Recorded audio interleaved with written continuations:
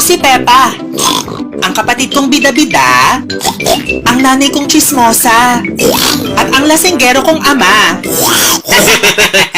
Peppa Pig! Hello, sino may sakit? Masama pakiramdam ni Peppa. Tinitigyawat siya.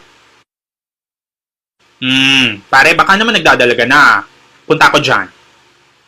Pumunta ang doktor na oso para i-check si Peppa. Pepa, handa ka na ba maging pork chop? Hindi pa.